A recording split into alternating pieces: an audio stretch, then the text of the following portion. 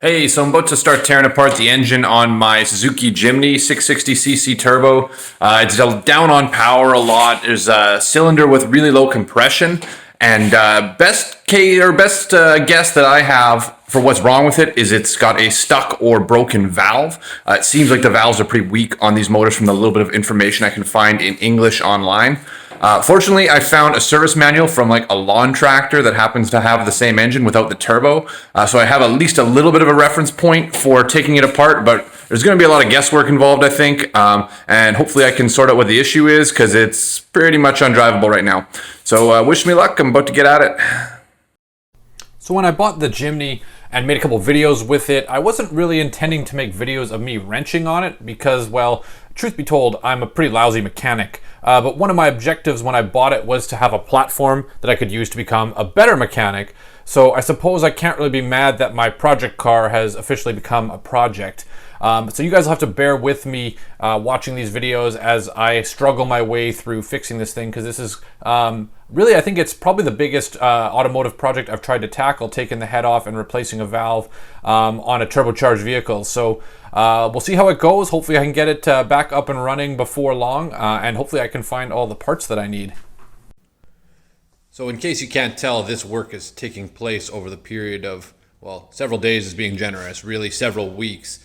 I finally removed the valve cover and I checked the valve clearances, which was kind of the first thing that I wanted to check to see if we had any, just any valves that are out of clearance and maybe causing it to run funny or lose compression. That doesn't seem to be the case. Also, just turning the engine over manually by hand, at least from the top, they all appear to be opening and closing as you would expect. So I'm leading towards it being a more serious problem, which was kind of my suspicion from the start based on how quickly the symptoms appeared. So at this point, I think the head's gonna have to come off.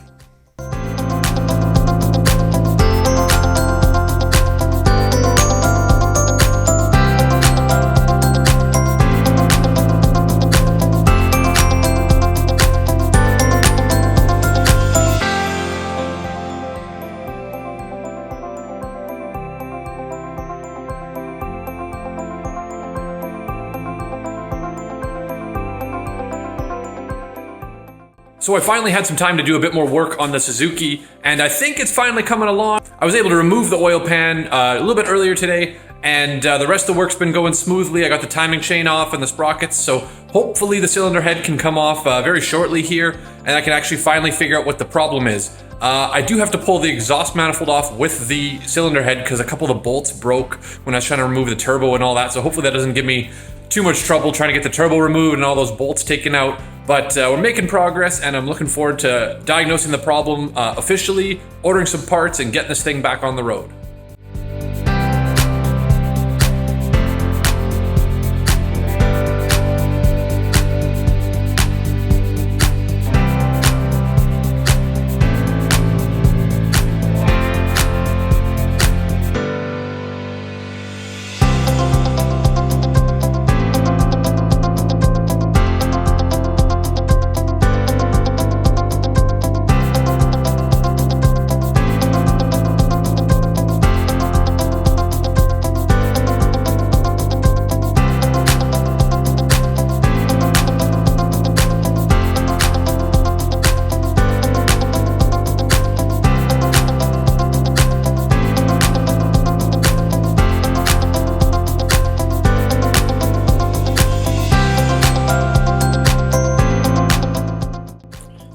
So the head is off finally. It's been a little while.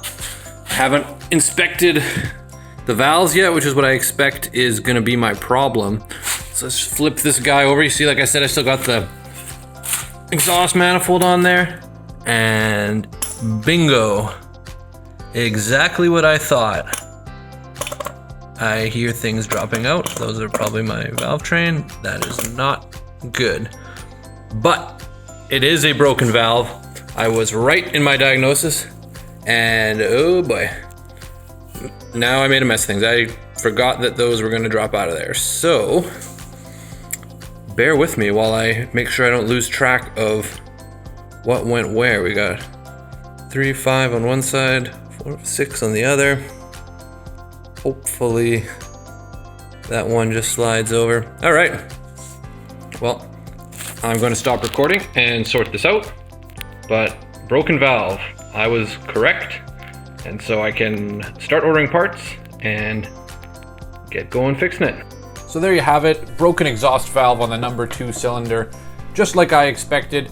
Hopefully it wasn't too painful watching me struggle taking that head off. Like I said, I'm still learning this sort of thing, so bear with me with this repair. Hopefully I can keep you updated along the way while I get this thing sorted out, and hopefully it doesn't take me too much longer and I don't find any more problems. So thanks for watching. If you have any other questions or comments or criticisms that you want to leave in the comments, feel free to do so. And thanks again for watching, and subscribe if you want to see more of this stuff with this Suzuki Jimny. Take care.